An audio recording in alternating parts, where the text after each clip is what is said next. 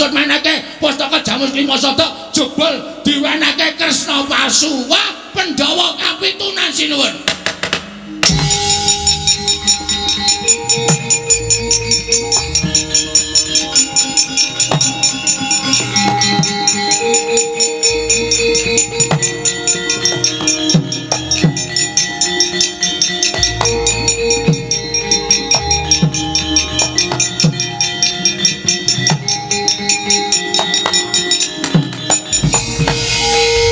Panusmaning jajalan sukertaning bawana iblis lanat. Petro Kanombala. Ngandera, kowe iki senengane gawe masalah kok. Pinaes ngene iki piye? Aku meh ngomong kok. Nek ana sing nesu ya tandang ngono. Aku jenenge kurang tanggung jawab. Wis gawe wangsuli. Petro Kanombala kowe timbali nata Mandura Prabu Baladewa ora wangsulan. Nggih, wonten dawuh sinuwun. Wonten dawuh. Kowe ngerti ora? Kyai Prabu Kresna kuwi sapa? Sinuwun Ndarawati nggih Sinuwun Ndarawati. Kuwi apaku? Lho adimu. Rai sampean. Lah kok dadi adimu Bagong dilangap-langap ucape nyerwete kaya beter Sewundaka Tegalan. Drewi kaya grojokan ucape. Entah-entah yen batur gedhi bal 17. Wong elek nyolok mripat.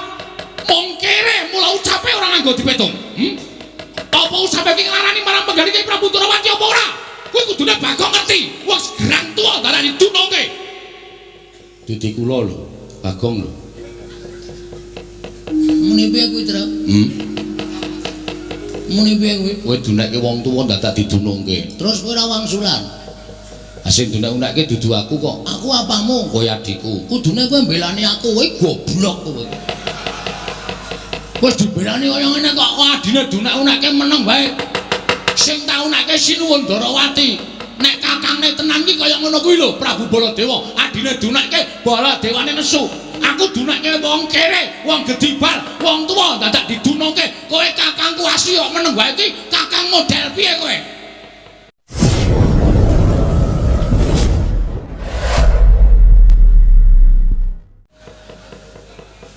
Mas ngerti aku ora melu mau truk. Iya tak bilani aja kuwatir tak bilani ning kok sikik iki golek momen sing supaya aku iso nesu. Aku wis dunake ngono ora nesu. Goblok banget ya. Petro, nun. Aku ora trima. Tantrimanipun Sun Mandura keparingipun Bagong wis wani karo Prabu Ndarawati, padha karo Bagong wani karo Nata Mandura Prabu Baladewa. Aku ora nrimake yen Bagong isih ana kene. Tetep aku ora bakal trima. Bagong kudu njaluk ngapura karo Yai Prabu Kresna. Gong kowe njaluk ngapura Sinuwun Prabu Ndarawati. Lho, sing kaune-uneke meneng wae kok kono geger ki ngopo? Hah? Aku ora ngune-uneke kono kok. Nek aku kakangne Yai Prabu Ndarawati, wis ngerti. Tenan minggat kono ora dadi manan kowe. Ditantang kok meneng wae kaya cah jireh. Wis tekan kene kok ndal didune-uneke kok kremah-kremih. Dekno nek nang omah bojone dikeplaki. Nang mungsu wong lanang, wah. Pakake macan pisan. Kok ngancam kok pakake macan lho golek macane endi ora. Ngene, Baladewa, lho. Ora basa karo aku. Lho, ora basa ora apa-apa tuwa Bagong mbangane sampean. Ngono, tuwa aku karo sampean, mula aku ora basa karo sampean ki ora masalah. Apa to sababe kula basane karo sampean? Mergo sampean kuwi ratu. Nek sampean iku padha-padha menuksane kaya Bagong, derajate padha. Kowe sing kudune basa karo aku. Gong, sabar, Gong. Gong, sabar, Gong. Kowe lah tak dupak cangkemmu lho kowe. Iki wis dadi kok dadak cewek. Sabar, sabar. Sabar dodo ayam goreng. Ngomong antel tenan kowe. Lho, yen ngono kowe wani karo aku. Kowe lho, biyen wani saiki wani. Aku ratu, wis ngerti. Kowe dadi ratu ki mergo tak coblos. Nek kowe ora tak coblos kowe ora dadi ratu kowe. Kowe mara ning nggon aku, gok ngaku tulungono. Aku kurang swara 14. Ora, kelingan ora. Sok kene tak nehi cakruk, nyatane ndi seprene tok bangun kowe ora. Kaya ngono kok ratu. Ngene ngono Mas, sampeyan iso iso dadi nganggo sandangan teng glebak ngono kuwi mergo kawula cilik ngene iki. Mula aja sok ngendhek karo kawula cilik. Aja sok kowe ngidak cengelek kawula cilik. Kowe aja ngeceh karo kawula ngene iki. Kowe ngunak-unakke kawula kon ngedhokke lek dadi ratu apa piye?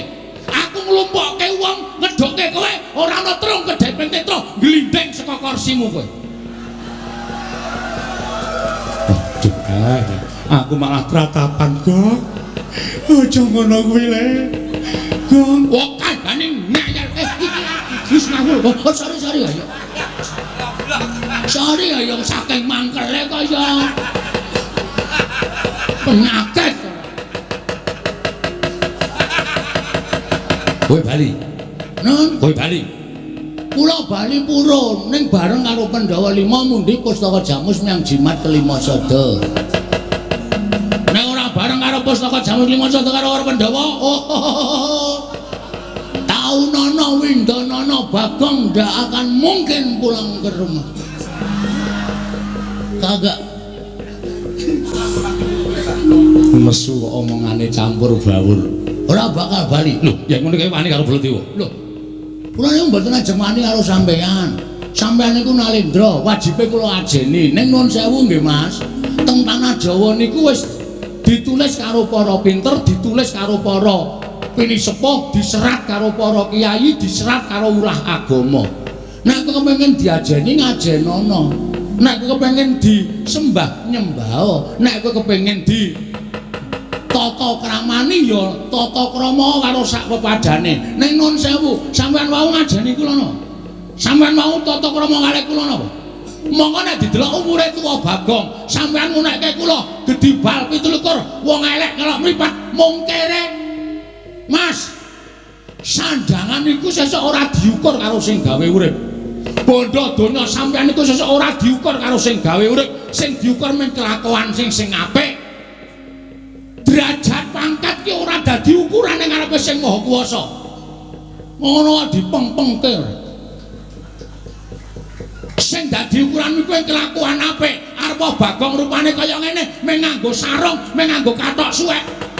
Sampeyan nganggo busana keprabon ning iso sesuk waktu di sana sampeyan tak nggo ancek-ancek mlebu swarga.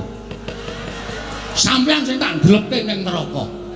Mergo sampeyan duwe derajat pangkat dienggo ngenjak wong sing ora duwe kaya ngene iki. Penyakit manusia macam apa kamu? Manusia macam-macam ya? Koko Prabu sampun. Koko Prabu sampun mangke mindak mboten kan Gusti. Aku ora trima. Iki nek karepe piyayake aku diundang-undang karo Bagong, malah diundang-undang karo Bagong. Kowe saiki bali kono karo bapakmu. Kowe bali kono karo bapakmu. Bapakmu ki wong kere, bapakmu ki gedhi bal 17. Wong bapakmu ki wong erek kalau pripat. Bapakmu ki men batur arep bangun kayangan ki sing guragat apa? Bapakmu wong ora gablek apa-apa. Kon ngilo karo gitoke, kon ngilo karo cengele Semar. Duwe gegayan bangun kayangan, cebol kaya wulan utang hitung lintang tae kelakone cepak urunge. Sampeyan saya gawe mangkel ku lho. Ki nun sewu nek aku wis ngilangi tata krama. Gong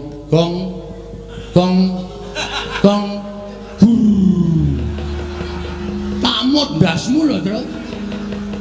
Iki aku wis nesu tenan. Kowe ora nesu ya bapak dunakke wong gedhi bal 17. Nek ade sing dunakke kowe ora masalah. Haromae. Bapak ki metu saka omah jegoke kirik-kirike tak blek kok. Rumangsane kok dunak-unakke karo Baladewa. Mas. Sampeyan wis kebangetan ngunakke bapakmu. Nek sampean ngunakke aku ora masalah. Nek bapak anane Bagong urip nang Padang ki, bapak gojek karo Simbo. Bagong padha gedene jinun. Ayo,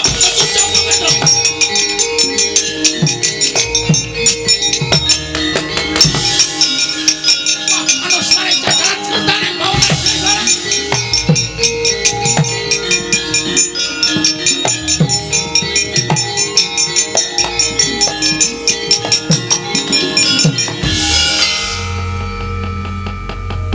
Sing tantangan Bagong kok sing gelut Petruk. Nek pancen wis diset lho. Pun disetel. Kula teng dalan wau pun kang senan kalih si Petruk, Tru, nek nang kono gawe dadi geger mergo iki Sediane bapak iki ora baen-baen. Terus kula mandeg kali Petro kali ngombe wedang teng angkringan. Ngene wae Tru, gandeng nek nesu ki wangun aku mbangane kowe. Nek gegeran sing nesu aku ning nek gelut kowe lho Tru. Oh ya siap. Ngoten niku mula niki wau janjane pun disutradarai. Oh. Karo sapa kali kula kali Petro. Iya Bagong. Nggih. Lah terus kowe arep ngopo? Ha niki ngaten mawon, prasaja blak kotang terus terang gandul. Gandeng Petro wis entuk mungsa. Iya. Baladewa niku kakangane Kresna, Petro kakangane Bagong. Pripun nek sakniki digawe kakang mungsa kakang, adi mungsa adi. Kok kewanen kowe? Wis pun iki pun tak tekati mudhar mbok wis main wis. Mati kula wujuti ra apa-apa ning omah ya mung dolen uyak-uyak mendring kaya. Esuk 2000, awan 2000. Sore 2000 entek-entekan tenan. Kon kula tinggale modar mawon. Lho yen kowe arep wis niat arep tekaning pati nantang Koko Prabu Kresna, apa kowe wani? Lho wani nantang ora wani temandange piye? Koko Prabu wonten dawuh dipun tantang Bagong. Kowe nantang aku apa? Anak kono wani? Lho nek aku mesti wani wong aku ratu kok ditantang ora wani iki terus aku dudu ratu. Hah, nek ngono dadi iki. Iya dadi. Nek pancen wani madhep rene, aku ngungkurke ratu dosa kuwalat. Tak wenehi palilah, Yayi nyuwun palilah Bagong supados madhep mriki. Bagong madhep Omrana. Siap. Gayeng iki. Baladewa mungsuh Petro, aku mungsuh Kresna. Ya mung kari tumbuk bejane sapa sing entuk kanugrahaning Gusti.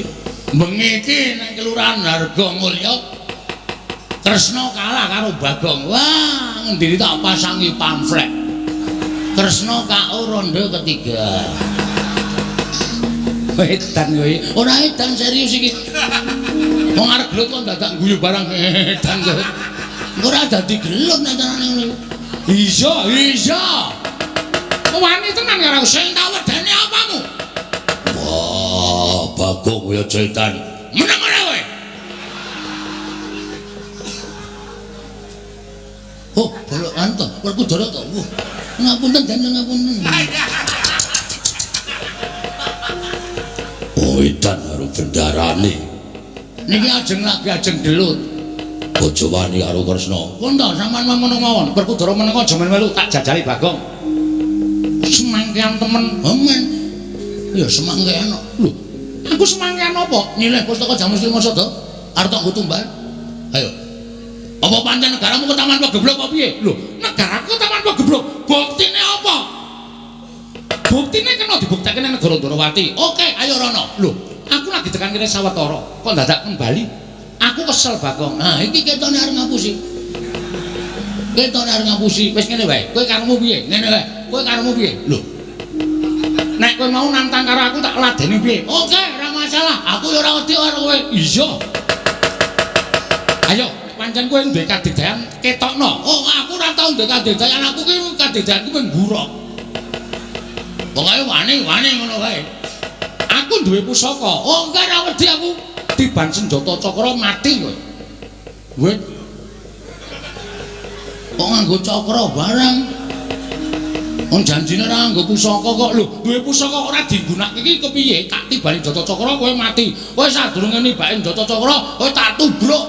Tak ingel-ingel tak tekak mati. Aku ora iso mati. Lho kok welane iki. Kok ora iso mati? Lho, aku duwe pusaka Sekar Wijaya Kesuma. Iki tak nggo cundhuk. Nek aku mati urip meneh. Wah, Nding. Wah, terus aku urip meneh kowe tak senjata cakra kowe mati terus tak uripke. Lho. Ya ora wong mungsuh kok duripke. Weh, ora nggo duripke barang kok. Ora. Waduh cilaka mongko aku iki nek ora duripke ora urip. Tenan kuwi yakin. Ora iso urip dhewe. Kowe iki wong edan, dadi ora duripke. Ora, ya wis rasa perang. Lah. Wong kaya ngene iku aku wis apal karo kowe iki senengane gojek karo sapa-sapa tok jak gojek. karo sapa-sapa tok jak gojek. Werkudara barang tok jak gojek. Lah idan. Seprene urung dibalekke. Apa to? Rek. Lah. Satriya kok sing mikir rek. Wah. Nek alun-alun ketemu karo aku. Dheweke cilik rek aku. Rek gas. Tak silihi diaku dheke. Wah, seprene disak. Wong musuh wong kaya ngene kok ya tok ulungi lho. Wah, mengrek gas durus. Watu kok kae sesuk ancor dikai gas kompor wae. Nggo nyumet rokok murup sak raine. Lah idak gasmu. Buan arep ngamuk. Lho. Bagong aja ngamuk nang kene. Kowe metu njaba wae Bagong. Nggih, nggih ngoten mawon nggih sinuwun. Kula tak nututi Petro nggih. Iya sing ati-ati. Nggih, sampun nyuwun pamit sing ati-ati. Sampun nggih sinuwun. Iya. Kula nyuwun ngapunten ora apa-apa, ora apa-apa. Aku iki kulino gojek karo kowe. Nggih. Kula tak nututi Petro nggih. Iya sing ati-ati. Pun nggih, Den. Yo, Wah nesu. Oh, seniman kok nesu. Ora kena nesu. wah, ya ora. Nggih, kan pamit nggih. Yo sing ati-ati. Nggih, nyuwun pamit. Yo. Pun nggih, Den. Iya sing ati-ati Bagong. Ndarane kula Den nyuwun pamit. Iya Bagong sing ati, iya Bagong sing ati-ati. Yem aku njaluk pamit ya, Yem. Nggih Mas atos-atos. Heeh, wis saya lemu dilongi le memangan. Awake gajih cok ora. Wis ora ketok cantik. Nggih Karang Tengkraton iku wonten ing dak maem terus. Aja dinggo gerak awake ya. Nggih. Ngejak aku nek gerak. Nggih. Wis ya iki sapa iki? Mbak Yu kula. Jenenge Naminipun menika anu sinten sapa Yu? aku Jaina. Wedok kok jenenge lanang. Nyemelangi iki. Sampun nggih sinuwun. Iya iya Bagong sing ati-ati aja kaya bocah iki. Nune nggih nyuwun pamit. Iya. Sampun sinuwun. Iya iya Bagong sing ati-ati. Pun nggih, Den. Yo sing ati-ati. Ndorku ndorane nyuwun pamit. Iya sing ati-ati. Ndrono kula dewa. Iya Bagong sing ati-ati. Pun kula tak metu lho apa? Nek ora tak andani Petro iki jan tobat tenane. Iki mongko ndak malah kriwikan dadi grojokan geguyon dadi tak. Anu kula nyuwun pamit nggih sinuwun. Iya sing ati-ati aja kaya bocah. Anu nggih, karang kula niku Petro iki nek nesu wonten iki kae. Iya. Bingung antian kula niku. Mengke mesti wani karo Prabu Baladya, mesti wani. Iya. Nggih. Apa nggih? Iya Bagong sing ati-ati. Sampun, Ndara. Yo. Ndara jalan apa nggih? Yo. Nah, Zainal pamit sik ya, Nah. Ini atos-atos. Kawan-kawan anu duwe nomor WA. Gadah. Ya engko WA-mu dilebokke WA aku ya. Inggih ngesakaken. Heeh, engko men iso WA-WA-anan inggih. Pun ngoten mawon nggih ndara-ndara sedayanipun. Iya, Pak. Iya, Iya, iya Bagong.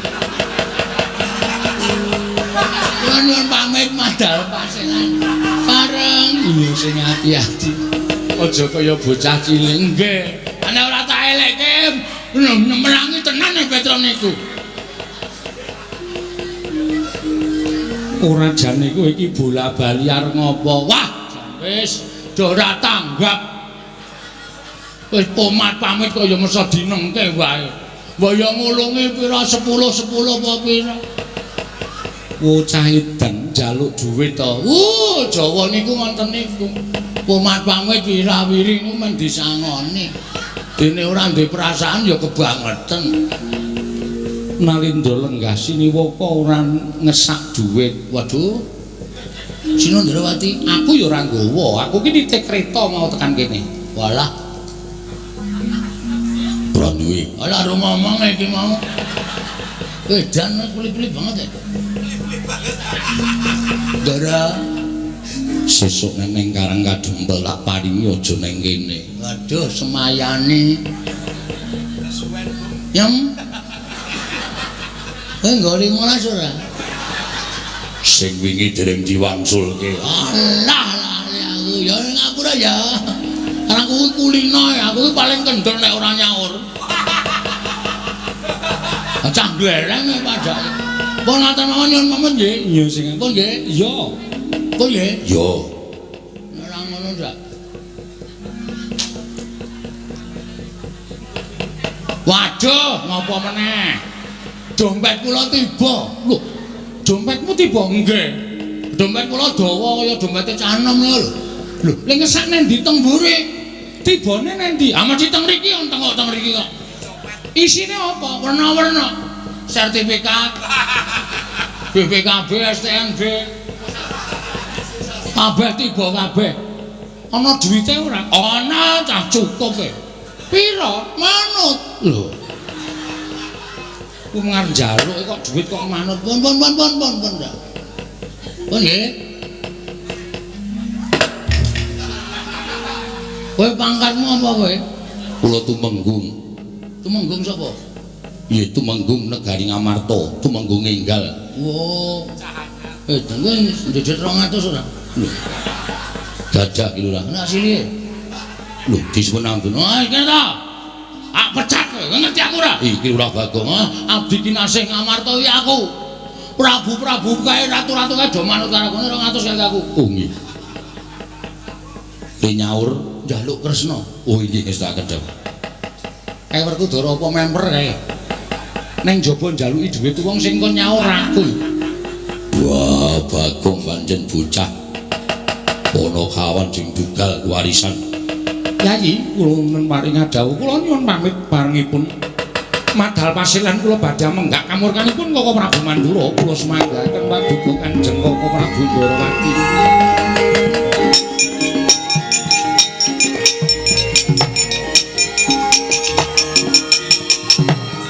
Werkudara, Piye? Siadi ingkang tansah duwe penemu lan sira aturake kelawan pun Kakang jumbuh kelawan dina iki Dimas pun Kakang bingung. Ora usah bingung. Barep kakangku ora nate kleru luwih-luwih.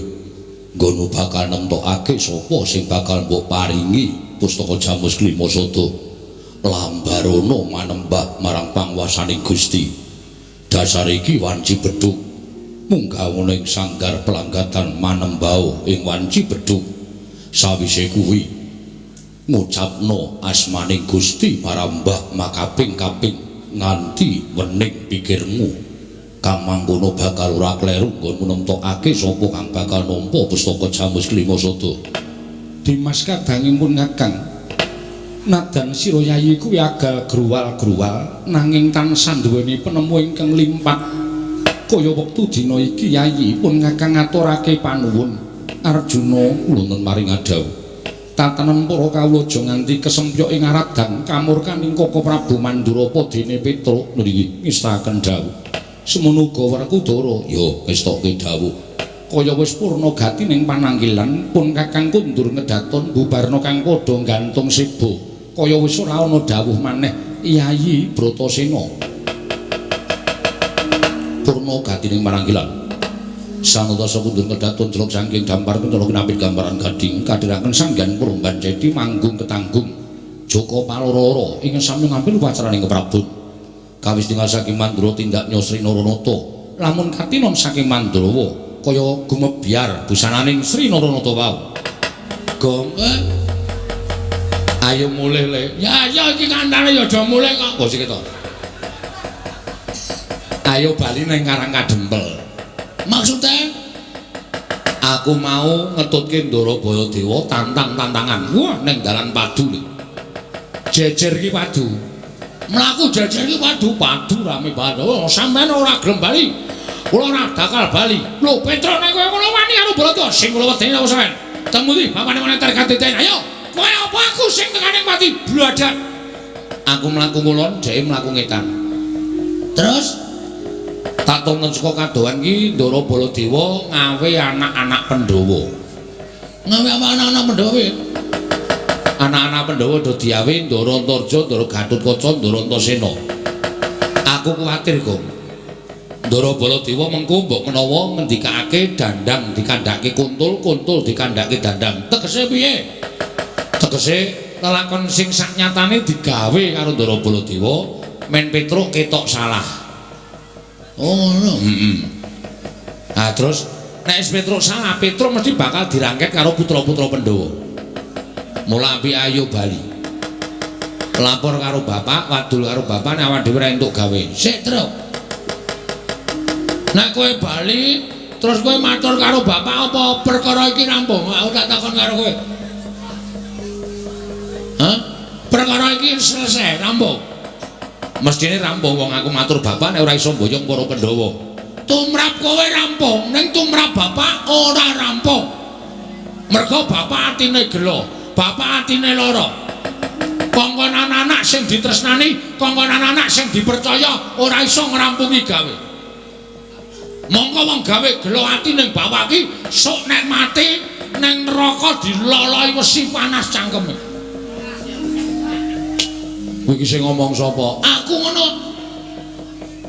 Oh, kowe gelem apa piye? Wong sing gelem gawe gelane wong tuwa kuwi oh lawange kanugrahan ditutup. Kowe dosa ora entuk pangapura. Ngono ya kok. Mula nek manut karo aku mbangane mulih kowe slamet matur bapak nek cara aku lho Truk nggunake watak satriya mati dilakoni ning Ngamarta. Nek awak dhewe musuh anak-anak Pandhawa mati tenan, mati ya wis. Arep piye? Nyatane adi kongkon karo bapak kok. Lah iya. Sing maju ki ora Ndara Baladewa. Sapa aku tak takon? Ndara Garukaca, Ndara Antarja, Ndara Antasena. Sajae do goleki karo awake dhewe. Rasa wedi kae bayi-bayi. Kowe wong tuwa, kowe karo aku ki tuwa. Heeh. Wong tuwa kok kalah karo bayi. Arep bayi ning kae dedaya, nek wis menesu awake dhewe ki modar tenan. Truk. Modar ki mati ki dipetong 3 perkara. Mati 3 perkara piye? 1 mati utama, 2 mati madya, 3 mati nista. Mati utama, matine wong labuh bebener. Mbok labuh apa wae, labuh agama, labuh bebener, labuh wong tuwa, pokoke labuh bebener kabeh kuwi diitunge mati utama. Mula dibukake lawang swarga. Kuwi mati utama, mati utama. Kaya kowe nglabuhi bapak kuwi mongko bapak bener. Kuwi mati utama apa tekaning pati? Mati madya, mati disangkani saka lara. Kuwi swarga apa neraka diitung tumindake nalika ning alam donya akeh apike apa akeh alane. Nek akeh apike nyemplung swarga, nek akeh alane nyemplung neraka. Mati nista matine wong lalu. Kowe ora kecemplung swarga, ora kecemplung neraka, sukmane ngramyang ora entuk dalan sowan ngersani Gusti, mapane ning kayu watu pendak malam Jumat Kliwon dikutuki jaluki pesugihan. Kuwi matine wong nista. Ngono ya kok. Mula nek kowe nganti mbelani bapak, wani karo anak-anak Pandhawa sing mbelani Baladewa. Wah, wis to yakin Truk, rasa wedi mati. Matimu nista. Utama. Ngono ya. Nek aku tetep mati piye, Gong? Wis ora apa-apa, santai wae to. Mati kok santai. Lah. Utama matimu kecemplung swarga. Wah, petuk widodari. Petruk, sukmane Petruk ayo padha diroyong. Wah, cekel widodari lebokke swarga. Blum. Sedelet terus cemplunge neraka. Wis. Kuwi piye to le omongke wong deg-dege ora? Ngono kuwi asli, aku ora goro. Wah, ning atiku tetep tatapan. Ngene wae. Mengko nek putra-putra Pandhawa do tekan kene. Heeh. Ora wani to karo Ndara Antasena, Ndara Garukaca, Ndara Antarja, Ora wani. kowe sing nantang utawa tok genahke masalah apa, tok elekke kena dijum sarana aris apa ora. Nek tetep do nekat arep nyekel kowe, omong aku tak rampungane terus. Iki ora ming cangkeman lho iki. Aku wegah iki nek ming ngomong tok. Kowe wani apa karo anak-anak Pandhawa? Wih lho. Kowe ngombe karo aku kok. Bagong iki nesu aja kok anak-anak Pandhawa. Mbok dewa medhun aku ora wedi. Waton dasarku bener lho, Tru. Heeh, dasare bener. Wis kono. Kowe nek Antasena tekan kene jak omongan. Arep ngopo kowe Antasena? Nyekel Petruk. Kena tak eleke apa ora? Ora, langsung jawe laku sikate. Oh iya. Serius iki, serius. Ben pokoke tetep aku. Tenan lho. Ah, tenan wis. Nek tenan, kowe lungguh buri kene. Oke. Kok nek kira-kira kowe Antasena dijum saronane ora gelem jawe laku asikate. Ya, ning tenan lho. Ora rasa kuwatir pokoke.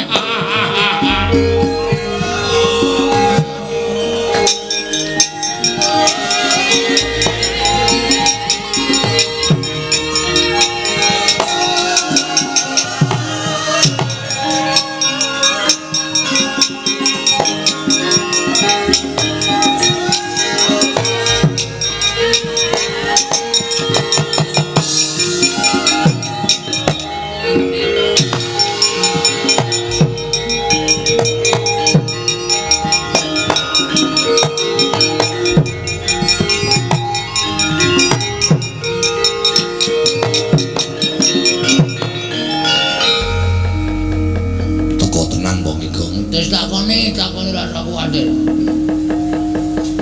Bekti kula nggih, Den. Ya tak tampa, Truk. Pangestuku taman ana, nggih. Pun sewu kok pasuryane ketoke kok abrit. Sajake kaya nesu kali Petruk. Truk aku tak takon karo kowe, nggih. Apa kowe wani karo Mandura iya? Sing ngendika sinten? Sing ngomong si wong Mandura. Kowe wani karo Suwa Mandura ya ngono apa piye? Nek upama kula wantun saestu pripun? Mapano lak bondo tanganku tak krincung sikilmu. Nek kula mboten wantun niku mung gawe-gawe Suwa Mandura kowe kudu iso ngaturake sebabe apa? Kudu iso kandha karo aku. Kowe wani karo Suwa Mandura padha karo kowe wani karo wong Pandhawa. Kowe ngorek-orek marang raine anak-anak Pandhawa ora bakal ilang selawase urip. Ayo le, ayo wis tak jawe. Sik Truk, wetengku lara. Lara piye? Mbok iki mangan apa kok mak penjeluk ngono. Waduh, sik Truk. Wah, iki nek arep perang ra iso iki wetenge lara. Waduh. Ah terus piye iki? Jauh omongan sik. Ngono mari tak sikate. Oh iya, iya. Diulur wektune Truk. Iya, iya, iya. Nuwun sewu, Den. Nek kula ajeng manggebuki gedhe-gedhene kula ajeng mangpateni kula niku mboten ajeng pripun-pripun. Kula mboten ajeng elak. Nek Waton Petruk salah lho. Waton Petruk luput monggo. Kula niku kawula sing tetep karo pernatan hukum negara Ngamarta. Sapa sing luput kudu dipidana. Kula niku manut. Ning nuwun sewu. Sampeyan niku nampa pelapurane Ndara Baladewa nek ana lelakon kaya ngene iki, ana masalah karo Petruk, sampeyan aja nampa sepihak. Aja nampa lapure Ndara Baladewa tok, ning Petruk mang takoni perkarane pripun, merga menika kalih mriki mesti benten. Mrika digawe-gawe versi mrika, mriki ya tak gawe-gawe versi kula, ning Petruk ora gelem gawe-gawe. Petruk jujur apa anane. Lah perkarane apa? Perkarane ngeten. Kula dikokon bapak ajeng bangun kayangan. Truk sowan pepunden Pandhawa, boyong Pandhawa 5 cacahe mundi pustaka Jamus 5 Sada. Del, kula tekan negara Ngamarta. Iya, terus tekan mriko pun nonton Sinuwun Ndarawati. Sinuwun Ndarawati ngersake pustaka Jamus 5 Sada, arga tumbal wadal negara Ndarawati, merga negara Ndarawati ketaman pegebluk. Lah niki cangkeme duwer niki sing ngomong. Ndarawati sing ketunggon ratu sing ketitisan dewa kok taman pegebluk niku mboten ajeng kelakon. Saya-saya sakniku akeh wong sulapan, akeh wong gawe-gawe. Ya nek Sinuwun Ndarawati tenan, nek dudu mongko nggo tumbal niku api-api ming dipendhem. Nek nganti pustaka Jamus 5 Sada niku ming dipendhem kalih Sinuwun Ndarawati, tegese Pandhawa kelangan kekuatan. Bagong ngomong ngoten niku. Lah kok Sinuwun Mandura nesu. Iblis lanang anu malih jajaran sekretaris bawana Petruk. Wong kere ketimbal mung melarat. Diapurmu ora ngerti tata krama. Kula dunekke kere ora apa-apa, dunekke melarat ora apa-apa, wong dasare kula ya kere tenan. Ning bareng ngancik balya kandha karo bapakmu. Bapakmu ki wong sekeng, wong ora duwe, bapakmu ki wong melarat terus bangun kayangan iki sing guragat cengele kae wae piye? Nuwun sewu. nek nganti bapak kula dunake kaya ngoten niku mongko kula anake nek kula ora nesu terus kula niku anak sing piye saniki kula tak takon karo sampean nek sampean anake Ndara Werkudara terus kula lokke ayo Antasena anake Werkudara wong dlogak-dlogok ora iso basa hunah-hunuh ngalor ngidul aku nesu padha aku ya nesu kula niku nesu mergo kula niku mbelani bapak ora kok nesu mergo Petruk niku wani karo Sinon Mandura ora nek Sinon Mandura niku ngerti tata krama ngerti unggah-ungguh aja suwi-wiyah karo Semar Badranaya yen diukur perkara umur tuwa Semar wajibe wong sing luwih taruna niku ngabekti karo sing werda ora ngune-une kaya ngono kuwi ndak ditiru karo para kawula sir kula ngoten waduh truk nun nek tak petu-petu kok bener kowe mbangane Siwa Mandura akhire panjenengan iso mikir kok ngarahke Petruk rada penak ya weteng Petruk wis penak wis mari untut banter ora ngono ora kaya untut piyayi ya juakura untut piyayi-piyayi lah wis rada penak wis penak iki piye sikat apa piye kusike wis iku wis rampung rembuke kok sikat-sikat ora nyikat jubin kono padake ora truk nun aku ra sida nyekel kowe matur nuwun Den sampeyan iso nampa napa arasan kula ning kowe durung slamet maksude sing goleki kowe dudu ora mung aku terus Kakang Antarja Kakang Garukaca goleki kula iya ajeng nyekel kowe sauraran mesti bakal miloro karo kowe duh piye Gong sik migren aku terus kowe iki anggere ana bahaya migren wetenge lara dobolen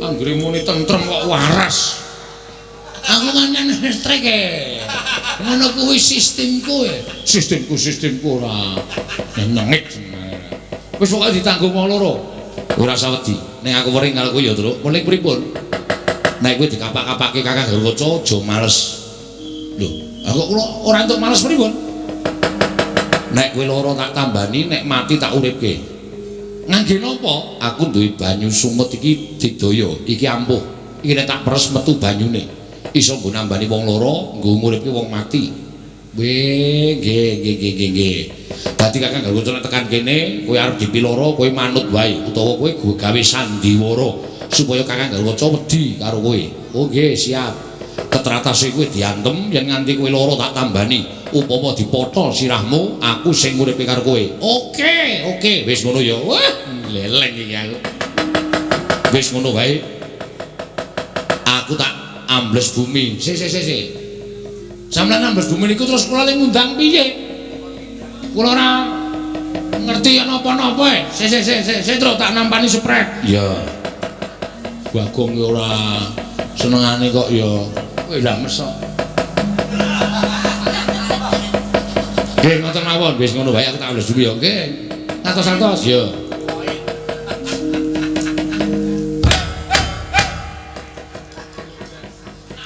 ngopo Gong anu men jajal kok engko nek ora tak undang ora mara wong edan kok dijajal dijajal nek lobo bareng lambene lah ayo Truk semangat 45 galuh kae gendetane iya ku mlebet awe-awe abang putih sanjuane ku lambang sejatine pokoke sapa sing arep gawe patine Semar utawa gawe cintrakane Semar luwih-luwih arep gawe cintrakamu Truk diwaneni Ndara Antasena siap sumajung bantu arep kowe ya ngono ya kok ula-para kowe nggo nyuces karo nggo nglinting bakmi ngono iya tak adepane Truk ya wis ngalahke Antasena ngalahke Gatotkaca aku ora iso ngalahke wong Surja Antarja isen binang bebarengan karung teka-teka ya Truk dinteni biasane Ndara Antarja ki saka ngisor Gong weh saka ngisor ora saka dhuwur saka ngisor ada dikelingan aku Truk kok ngomong ngono iki nek Ndara Antarja ki biasane saka ngisor aku biasane saka mburi Bapure. Engko nak teko tak ademane ya terus ya. Hati-hati kok.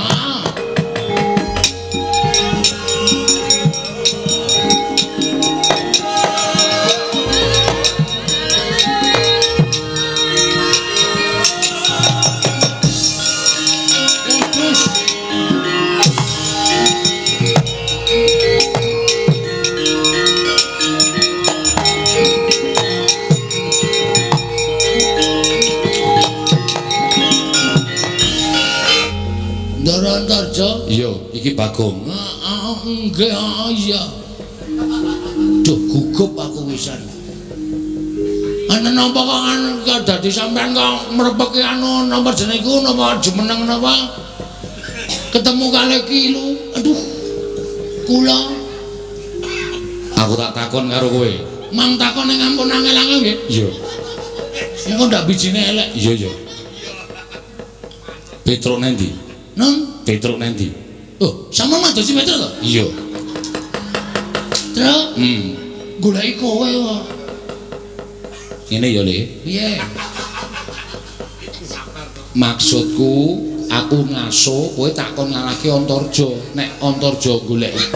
Kowe ngerti ora? Aku sapa? Aku anake Semar. Semar ki sapa? Dewa Kaisang Hyang Ismanta. Ngawur. Sapa? Ismaya. Ismaya apa Ismanta? Ismaya. Aduh, kleru. Ismaya bapakku kae kakane Bathara Guru, kae Bathara kepala sekolah. Nek kowe wani karo aku padha karo kowe wani karo anak dewa. Aku ya putu dewa. Aku ora wedi, dewane dewamu dewa ula. Pak Ijo. Aku lula mbok gem percaya ora percaya pokoke lenga ula. Setan rata-rata. Wah, setan kaya setan. Arep piye? Ayo, kowe ngejawab apa? Ora minggat lega kekulong dereng bakal kanane. Wes. Wah, matinya. Aku nak gerono.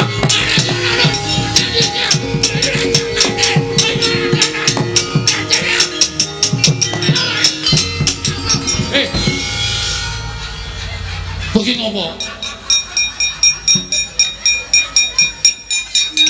Ilang ya, Tro? Ha ilang iki goblok kaya. Tak ulang-ulang nang lemah ki ilang dhewe. Getun aku. Tiwas mempeng ana-ana ke ilang. Ndara Antarja ki sambles bumi. Dadi sok gulung ning isor ki mblesek ning jero bumi. Ayo metu. Ayo ora krungu kaya wis bablas adoh ora. Ana pujek-pujekke entuk sapiteng kowe. Wong ambles bumi dipujek-pujekke entuk sapiteng kesasar ning sarean ki men gaduki mayit-mayit. Nesu tenan. Nesu tenan Bagong. Mangkel aku. Tak kapak-kapake ra wedi gregeten tak gulung. Wah sikep tak usak-usake.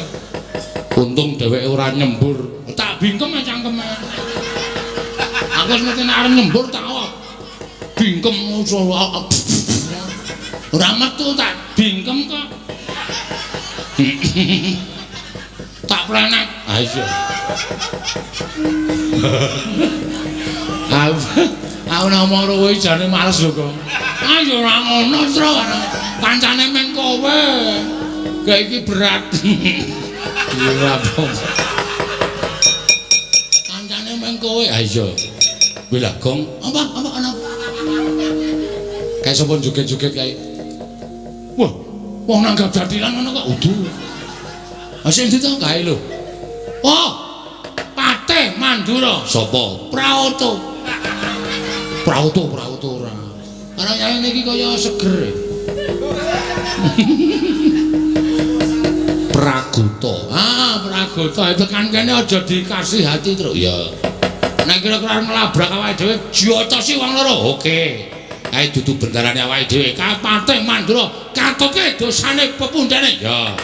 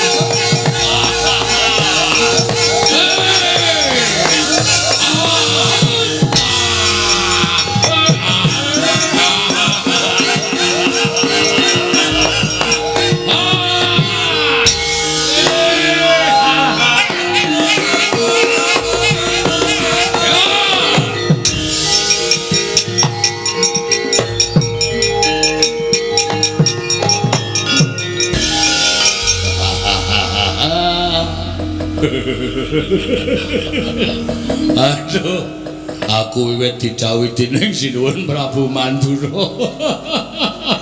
Ora iso mbayangke. Aku pate kok mungsu wong edan-edan.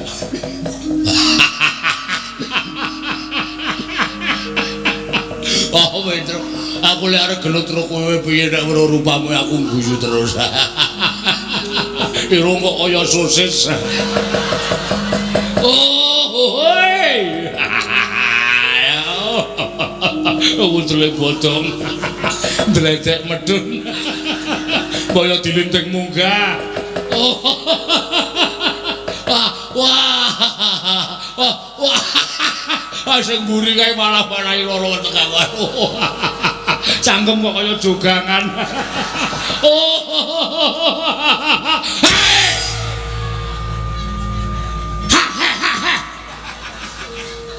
Wah, gere ora meneng gua ajur raimu. Iki ki menungsa digeguyu.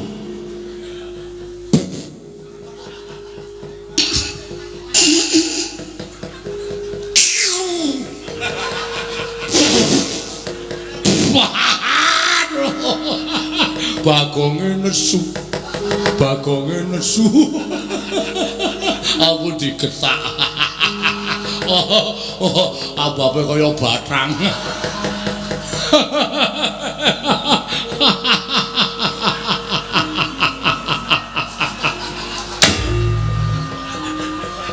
Lek golek sandal yo nendi? Aja dibandem sandal ora. Kendel. Yo.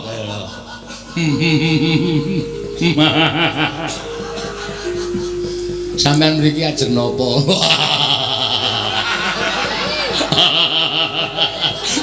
Pertanyaan goblok. Oh, pitakonan goblok iki. Aku rene genah goleki kowe. Lah nggih. Terus napun tekan iki sampeyan ajeng napa? Lah, rak tenan to.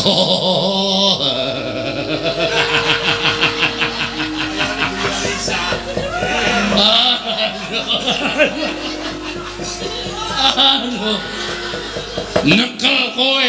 Weh, nyekel kula? Iya, kula melumpat. Telek kowe. Trok kowe iki ora rampung-rampung le omong ngene ora tak tanangane. Kowe rene arep ngopo? Ayo omong sing serius. Kowe iki takon karo nuthuk nganggo gitik barang. Ya man kowe ndak omong wae. Kowe tak candhak tak bondo. Nah, ngono dadi. Ayo guys, terus Bang Suli. Lho, sampeyan ajeng nyekel kula. Ah mesine ngono. Aku ora gelem tok cekel. Kowe bonggo bondo tak lak kerincung sikilmu. Ya. Mang maju. Sampeyan kewirangan mungsu kula. Bangga kayu. Wah, iki merkane pancen. Yo, ayo ayo gamelane gak duneke. Gak perang yo.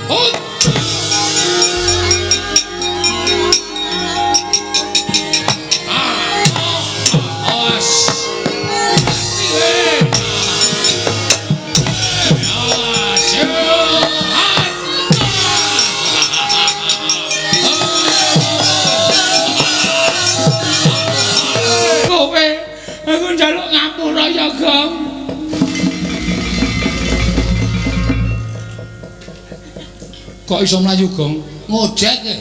Lho. Ngojek. Kok kowe ora kelingan ngejak aku. Baladewa nesu panos maning jajaran suksesane bawana aku nyaut topine wong. Langsung nganggo topinan set. Ana ojek lagi cetek tak lumpati nyengklak nang montor aku jluk. Langsung Pak. Kae ngetutke wong Melayu kae.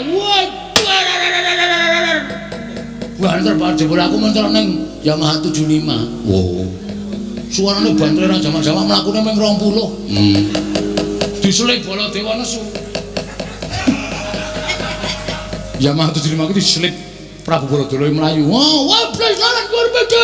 Seminggar iki apa iki? Aku disingkirke untung selamat. Mulai yo, Le. Hah? Mulai. Mulai piye? Ndara Baladara segawa nenggala iki nek dira mulai malah cilaka. Wes. Teruskan. Lawan Baladara.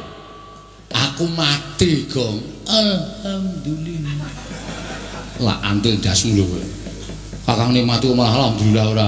Ngene ya, Tru. Kowe kene ngono ora? Mati telung werna mau. Heeh. Nek cara aku lho, upama aku dadi kowe tetep maju aku. Ambok kowe sing maju, upama aku dadi kowe. Oh, aku dadi aku kok dadi ora maju. Sing maju aku wae kok nek kowe engko ndak malah kowe anakmu cilik-cilik to mesake to. Heeh, ngerti to? 12 cilik-cilik kabeh. Adake bojoku kuwi kucing piye? Ha iya. Wis aku tak sing maju wae. Rampungane Baladewa. Nek aku mati, ora ana salah aku sing ngomong aku sing ngomong Rumbayu. Oh iya. Melingkir bojoku ya kok. Nek nganti aku ora bali 3 dina kon nyelameti tekan 1000. Oke, siap. Mesti aku mati. Ya wis kono. Ya. Golekne gaman le, tak nggone nandingi Nenggala. Oke. Bendho apa? Sakarepmu. Bendho ya, Tru. Ya. Sing landhep apa sing kethul? Manut. Anane sing kethul wis manut.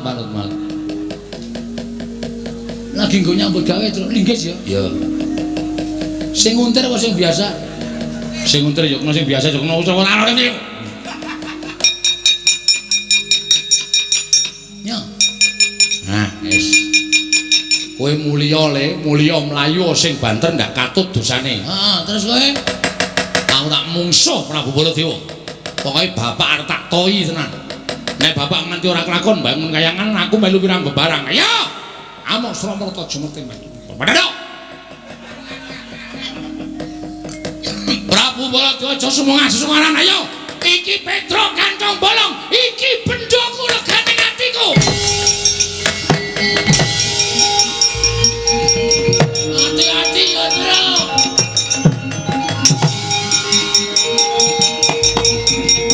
Wah! Ye!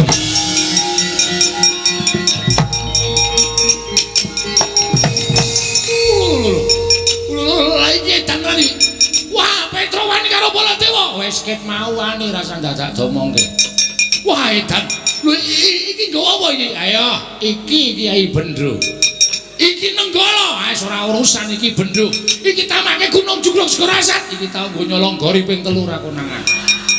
Wah, weh. Wah. Ngene jalan. Wah, ora minggat gredel Nenggala. Mantap mati jeneng aku. Ayo, kamu.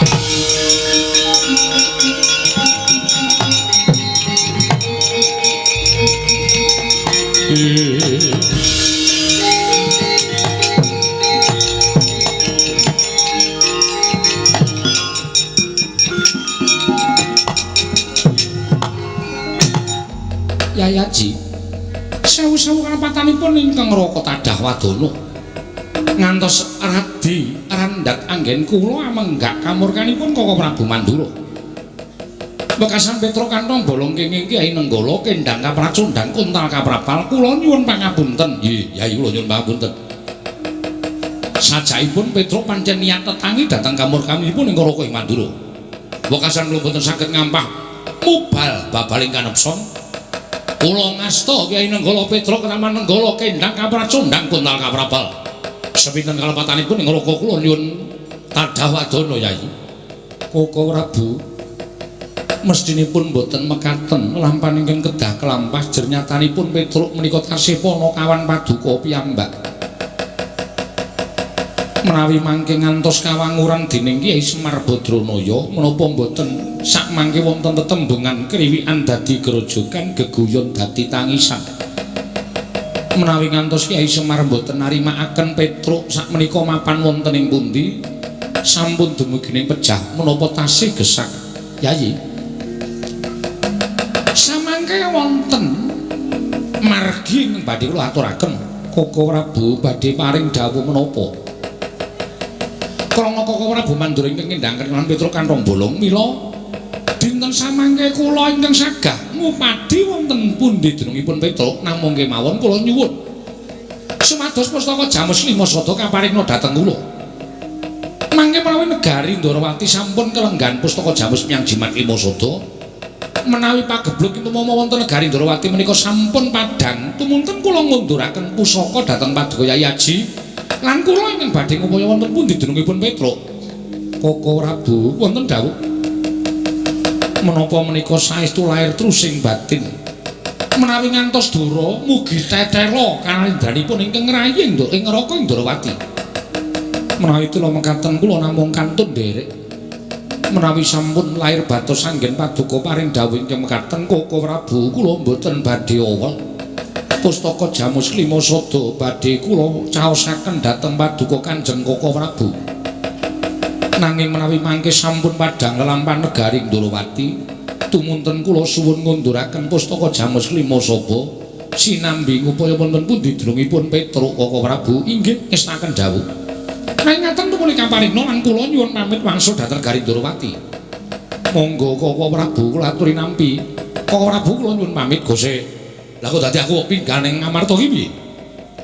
Koko Prabu ngendhangkan Petruk, mongko Petruk sakmangke menawi boten pinanggih Kakang Semar badhe duka. Kula wangsul sekedhap nambani anu petenging negari Ndarawati supados padhang sarana pustaka Jamus Lima Sada. Oh ngono. Sabanjure menawi sampun ketingal padhang negari Ndarawati tumunten kula wangsul dhateng negari Ngamarta ngupaya dhateng Petruk menawi Petruk sampun pinanggih panjenengan kula kanthi kondur. Oh ngono. Inggih. Ya. Aku mingkari manut. Yayi tumuli kaparingna kula nyuwun pamit. Monggo Koko Prabu kula aturi nampi pustaka Jamus Myang Jimat Lima Sada Koko Prabu Ndarawati.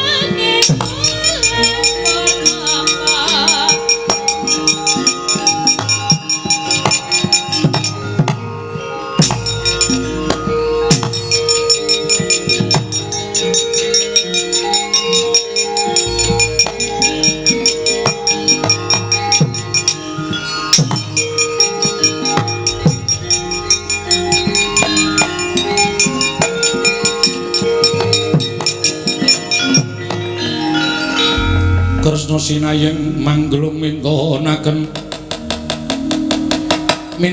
dewi kramanira kang kumitiraning asta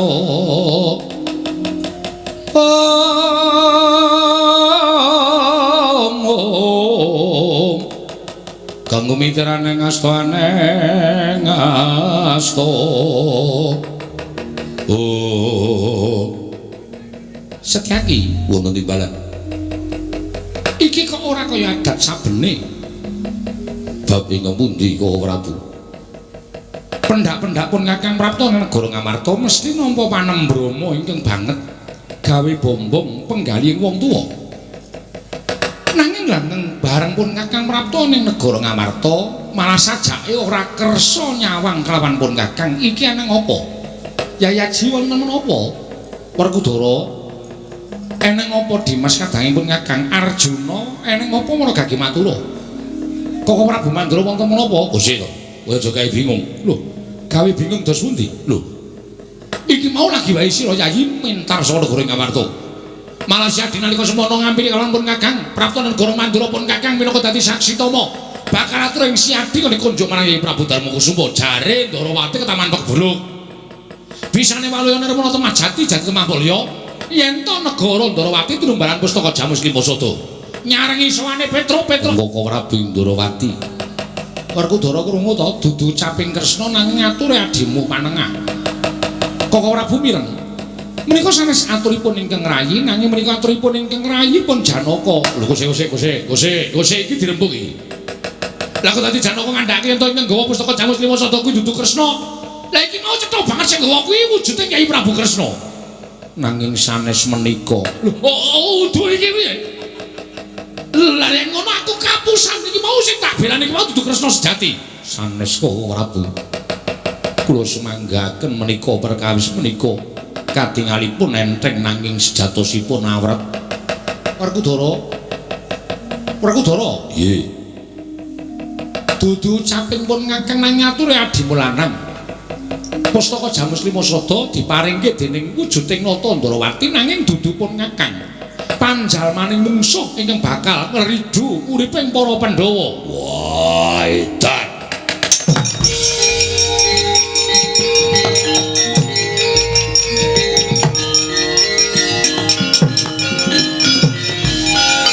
Kresna kakangku. Werkudara piye? Werkudara ki nggone wong utuh apa anane? Sing tak sawang ya kuwi sing tak percaya. Wah, mongko penyawangku cetha sing gawa pustaka Jamus Limasada wujude Kresna. Arepa kanthi pawadan lambaran adiku Madukara. Ning nyatane sing tak weruhi wujude Kresna. Mula ora usah dadakoke gunem sing tanpa guna. Baline pustaka Jamus Limasada, kowe ora iso gawe baline pustaka Jamus Limasada. Aja ngaku kadang tuane Werkudara.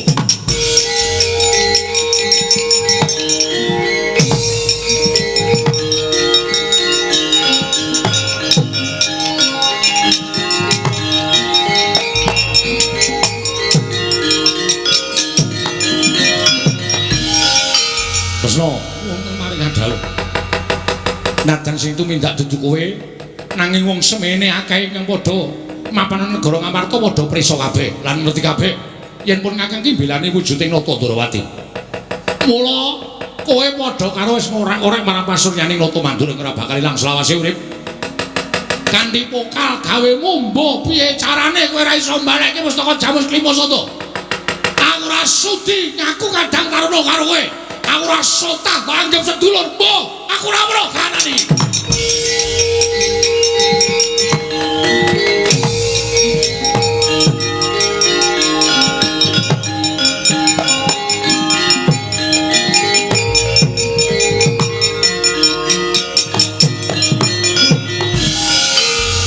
Wis. Nek wis ngene iki sarep apa coba? Pun Kakang kowe ora ngerti pojok plereting kanan kentrang kimpuling lakon lah kok dadi kena awanget. Koko Prabu. Nyatanipun sedaya menika lepatipun para Pandhawa. Pandhawa sing kurang tanggap leres pangandika Paduka. Semar kuwi wong kang waskita. Mula Semar kaya ana ingkang ngarani samar merga ora kena ginagapan penggaling Semar. Semar nangis kuwi durung karuan yen to atine sedih, Semar guyu kuwi yen to durung karuan yen to atine seneng. Nggih. Ning Semar kuwi wong tanggap ing sasmita. Satemene Semar ngerti yen to negara Ngamarta kuwi bakal ketekan mungsuh. Tumuli utusan Petruk nyelametake pustaka Jamus Limasada. Semar ngerti yen to Ngamarta ana mendung aja nganti dadi udan. Budidaya supaya ngentasake mendung mau nanging mendung wis dadi udan. Ngamarta wis bena banyune kasinggihan mekaten Arjuna kula wonten maring adhang. Ayo ndak kanthi nyangkarang kadempel para paduka nyuwun pituduh kaliyan Kakang Semar Badranaya menawi ngantos nampi duka jenyatanipun Petruk Kendang Kamracundang perkara mati urip dipasrahe karo Semar Badranaya. Semar ki wong wicaksana ora sawedi didukani. Ayo yen perlu karo aku nyuwun pangapura dene awake dhewe kurang tanggap marang sasmitaning Kyai Semar. Menawi kula mekaten monggo Koko Prabu kula dherekaken Setyaki wonten dawuh. Kowe ora usah melu ya. Waduh. Lepat kula menapa Koko Prabu. Antos kula boten dipun paringaken nderek. Kowe nang omah dhisik dadi tanggungan ning Amarta. Oh iya, wis akan dawuh. Mengko yen wis rampung perkarane aku bakal kundur marang Praja ing Amarta. Setyaki ngriki wis akan dawuh. Arjuna wonten dawuh. Ayo budhal ning Karang Kadempel suwawi Koko Prabu kula dherekaken.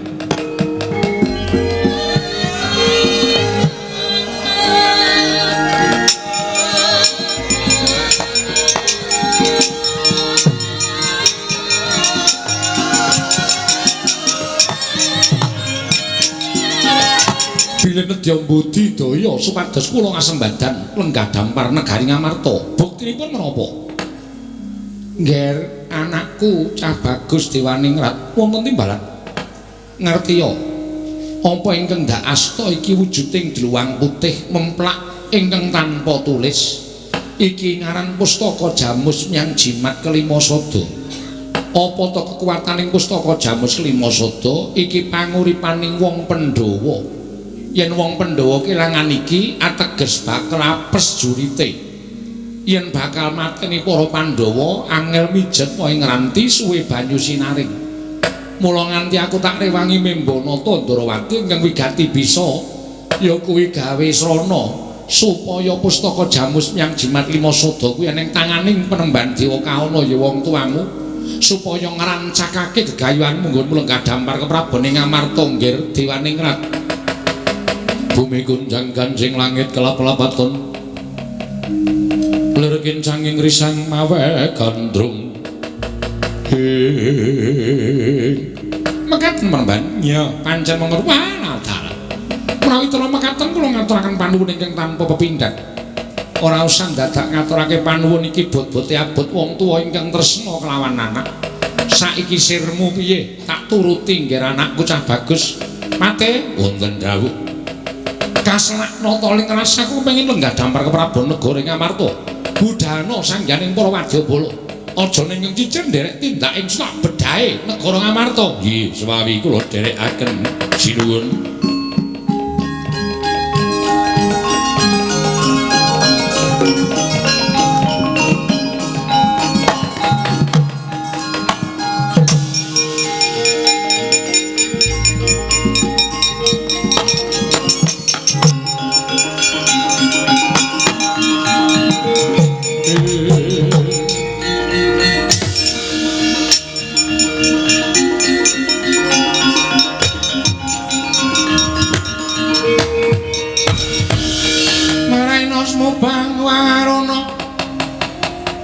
Kadinetraning nganggo rapuh sataning kukiloring kanikara sageter kene donganing kunglir wuwu sing pini panca wenatan ana satriya bagus tanpa cacat gawaya teja pengawak tirta pamulu jenar kaya kencana sinanging Raden kowe sapa takon marang aku luwih dhisik ngaku kowe sapa Nalindra Muda ditepungake aku Nalindra ing awal langit Prabu Dewaningrat.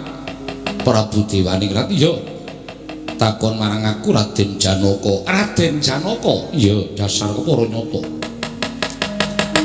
Monjong botol tindak ing sinuwun Prabu Dewaningrat ngirit wadyabala segelar sepapan. Niatmu kepiye sinuwun? Bakal tumuju ning negara Ngamarta, malah kepasang Yogya katuju ing ngene. Dene Prataka ning papan kene ketemu karo Raden Janaka. Raden aku tuduhna menyang endi dununging papan negara ing Ngamarta.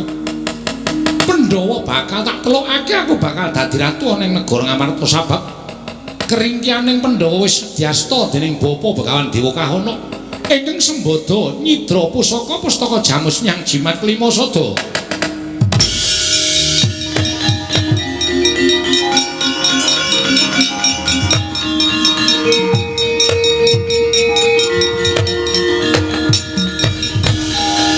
Laruta saking godha sang kala-kala yen amutusa sang Sri panusmaning jajalan Jebul wong tuamu kang aran Dewa Kauna ingkang ngidra pustaka Jamus Klima Sada Membana Tandrawati.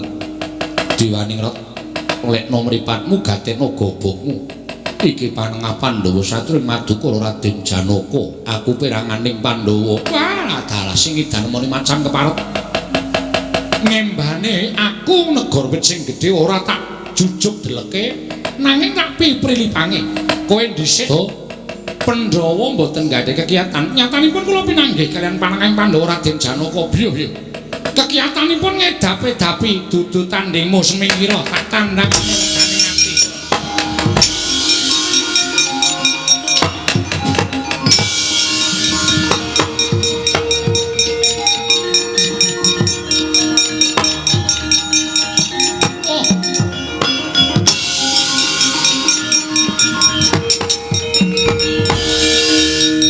Bagus sapa? Raden Janaka. Kowe sapa? Dewa Kauna. Kowe sing nyidra pustaka Jamus Klima Sada. Dasar kepara nyata tak jaluk. Ora tak wenehake tanggo gatheng sirahmu damu dadi wanda kowe. Ayo.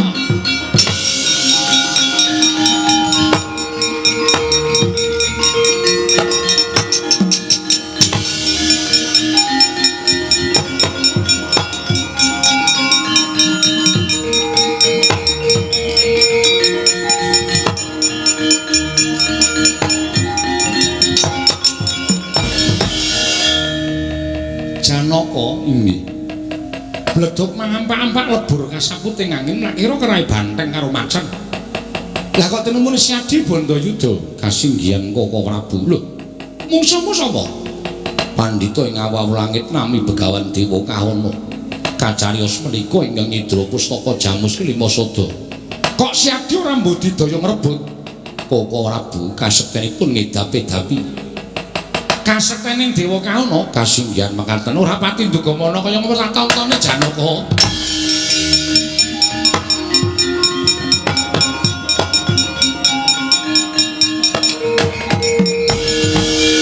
Oh layak. Sira Syadi ora bakal menang karo pendhita mau. Kepareng Paduka kados pundi? Nadyan pun Kakang wae tak kira ora bakal iso ngungguli kadegdaning pendhita mau. Lajeng kepareng Paduka. Ayo tak kanthi tindak pundi golek jago ngalahke Dewa Kauna lan anake kae Janaka.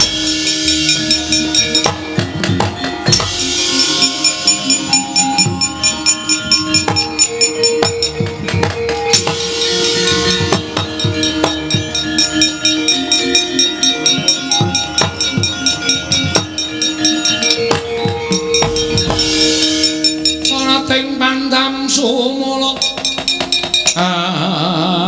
madangi jroning masarean ngenangi wadana katana remu-remu kalingan ngreng sang diamanah engkung sumungkem kuling kocap kacarita mangsuli kandha ing ajeng Kilura Petro kantong boleh kenging Kyai Nenggala kendang kapracundang kontal kaprapal dawah wonten sak tengahing wana.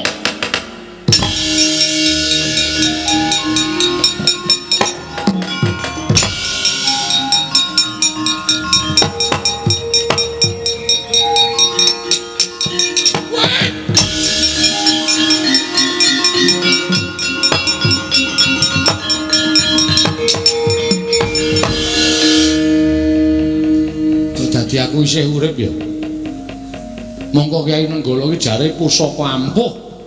Monggo aku metu Prabu Baladewa mau wis tak ikhlaske pati uripku. Sinuwun Mandura, Blek lan Petro kantong bala mati dening aku ya aku wis merem. Diel. Kontal kaprapal kendang kapracundang. Kok tiba ning alas. Aduh. Cilaka iki. Ge adoh desa. Lah kok malah ketoyong-toyong uripku kaya ngene iki piye iki? Rekake mbelani bapak kena Nenggala tak kira nek aku wis ikhlas karo patiku mati ya wis men kok malah tiba ning alas. Urip ning rekoso. Oh alamir, men kok dadi kaya ngene kanane anakmu mergo mbelani karo kowe to, Mir. Mar. Ayo biasane aku nek ndi ya ngono kuwi dadi nyuwun pangapura ndak. Dikira meluk lurahe kene. Oh, alah Mar, kok kanane kaya ngene iki piye to, Pak? Aku nang tengah ngalas ijen.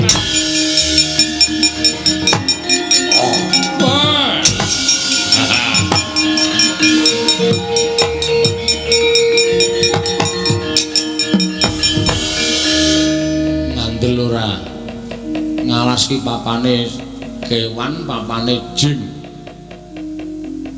Ya ora pangul iki bangsane gendruwo. Petro. Wah, gedhe tenan. Petrin. Sampeyan sinten? Sampeyan sing tuku alas kene nggo mang pateni kula, Mang. Mane kula ora iso mulih, ora entuk pangan mang pateni pun mon.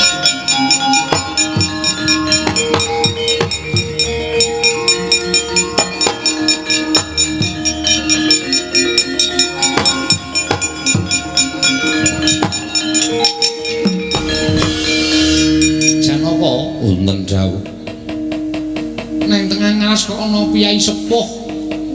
Sandangane mung nganggo kuliting wit sing gedhe ning katon tak sawang mencorong cahyane. Iki ora wong baik-baik. Koko Prabu. Piye? Mbok pados tiyang sanesipun nggih mawon. Namung tiyang wana kados mekaten. Aja ngece karo wong ngalasan. Tak takonane dhisik lho Janaka, Kula sumanggaken Kisana. Kowe kuwi sapa? Kula menika ingkang mapan wonten ing wana mriki wondene pangkat kula menika Demang. Kowe iki Demang? Nggih. Demang sapa? Kula pun Demang Cakrawangsa. Cakrawangsa kasinggihan panjenengan sinten Prabu Kresna? Lho. Percaya ora Janaka wis ngerti karo aku malah nyebut takon jeneng kok wis sebutke jenenge. Ingkang wingking sinten Raden Janaka? Nalagareka ngerti karo aku. Ora aneh wong sampean kerep mlebu koran kok. Sampean kerep dadi sampul majalah. Bobo. Bubu cengelmu. Nek kali kula mesti mboten ngerti. Sing matane kira kowe sapa Gareng? Wit. Ngerti ya? Aku kulino kecekel polisi ya, Neng. Dongkulmu melocot ora. Nek kan aku mesti ora ngerti. Sing matane kaya ndok ceplokan sapa kowe Bagong? Kowe lha ampun tenanipun niki mawon sinuwun disuwun pambiyantune. Iya Bagong. Iya Kresna. Wis. Kondur liwang-suwang sampinake dhewe ngapunten. Iya.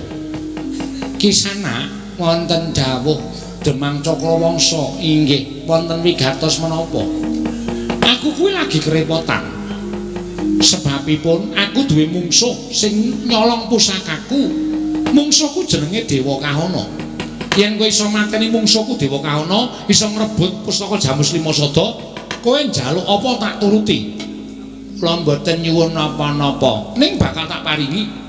Kula mboten nyuwun wong kula niate tapa ngrame. Nadan ora tok tampa ning kowe bakal tak paringi aku ki duwe abdi jenenge Petruk wis mati. Bojone ayu. Peken bojone tur omahe ya rada gedhe, peken kabeh omahe. Petrondolo iki. Iya. Panjenengan lenggah mriki kula sing ngrebut pustaka Jamus Kelima.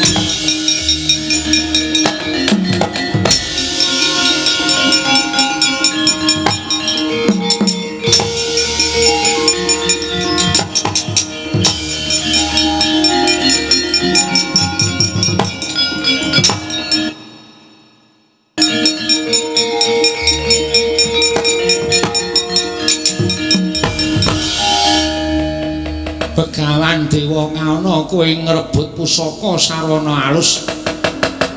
Alusa dikaya ngapa nadyan kaya banyu sinaring ora ngungkuli alusing Demang Cakrawangsa legane.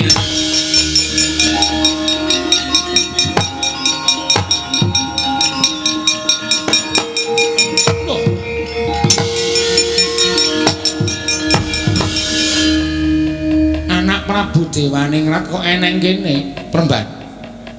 Kula menika pendak perang kalah wangsul mlajar. Kula nyuwun biyantu. Perang malih kula kawon. Wangsul malih kula nyuwun biyantu. Samenika ngaten mawon. Menawi dipun parangaken mbok supados kula menika digdaya pustaka Jamus Lima Sada menika kula ingkang berta. Dos pundi? Parang mboten. Oh nyatane kula ingkang sak mangke badhe lenggah dampar negari Ngamarta. Nyonya, gawanen nggih cah bagus anakku.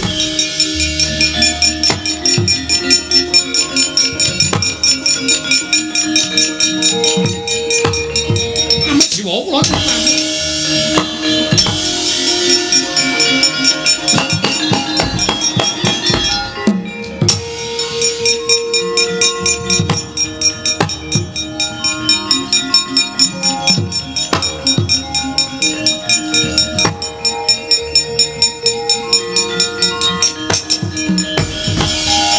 nek ora sing tuwa kaya ngene iki sing mandhap ora rampung-rampung perkarane.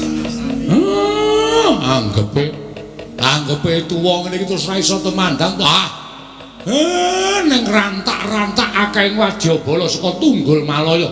Wadyabalane Dewa Srani sajae ora nrimakake. Nek aku ijen kentek anak pas nek ra matur ndara-ndaraku Pandhawa. Ketiwasan.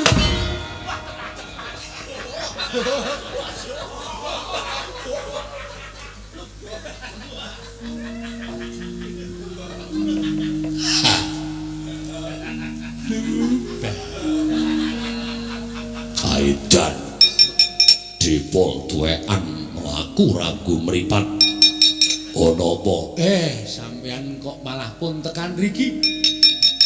aku ngerti yen to pustaka Jamus Lima Sada bakal bali Nggih. nderekke barep kakangku Prapta Karangga Dempel krancakake nggonmu bangun kayangan Sara saka